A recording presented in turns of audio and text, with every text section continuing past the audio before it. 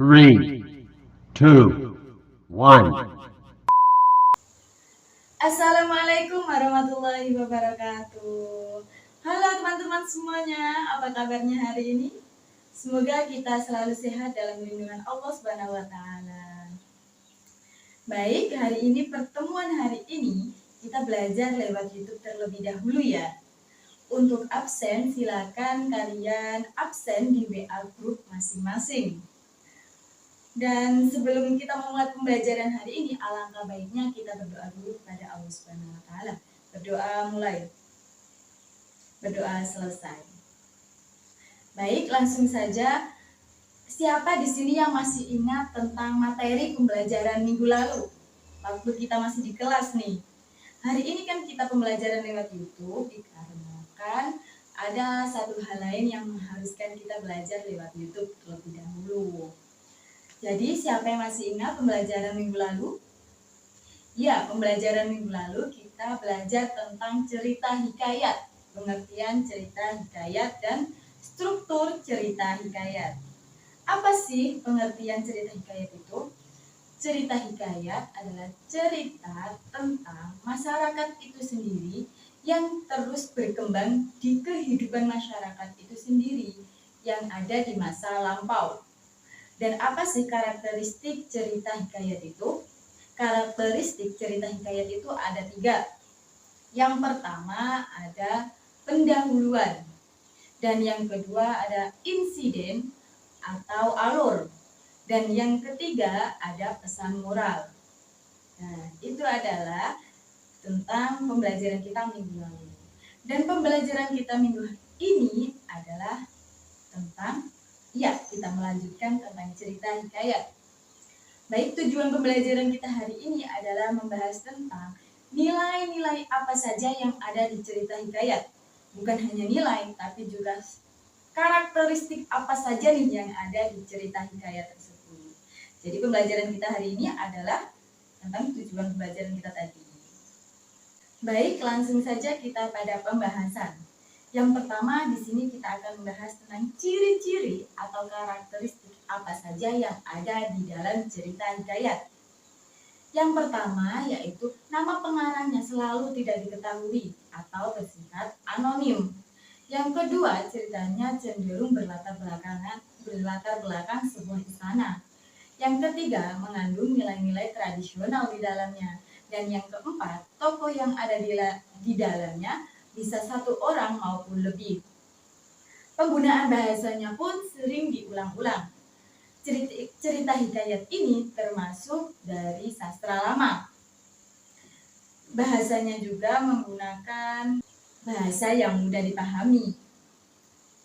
Cerita ini juga bersifat fiktif atau sebuah hayalan.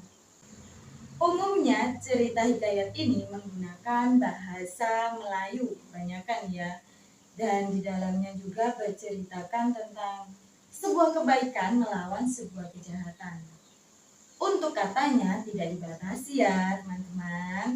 Baik, selanjutnya kita akan membahas ke nilai-nilai apa saja yang ada di dalam cerita hikayat. Nilai-nilai di sini ada 5 macam, yaitu nilai moral, nilai religi, nilai sosial, nilai budaya, dan nilai edukasi. Nilai religi ini biasanya lebih ke ajaran agama. Biasanya contohnya seperti kata atau konsep dengan Tuhan, dengan makhluk gaib, dosa, pahala, seperti itu. Kemudian untuk nilai moral biasanya tentang nasihat-nasihat yang berkaitan dengan budi pekerti atau perilaku. Dan untuk nilai sosial itu nasihat-nasihat yang ada untuk masyarakat sekitarnya. Itu cocok atau enggaknya dalam masyarakat sekitar. Terus untuk nilai budaya itu biasanya juga hampir sama dengan nilai sosial tadi, cocok atau enggaknya di budaya tersebut. Dan itu biasanya menganut dari cerita turun-temurun yang ada pada masyarakat tersebut, budaya pada masyarakat tersebut, atau cerita yang ada di dalam wilayah masyarakat tersebut. Dan biasanya itu mempunyai ciri-ciri dia itu kayak takut meninggalkan nanti terjadi sesuatu hal seperti itu. Dan nilai edukasi ini nilai yang menyambungkan ke dalam pendidikan. Seperti itu ya teman-teman. Baik, selanjutnya yaitu penugasan tentunya. Dari sekian banyak tadi yang dijelaskan oleh Bu Guru dan akhirnya sekarang penugasan.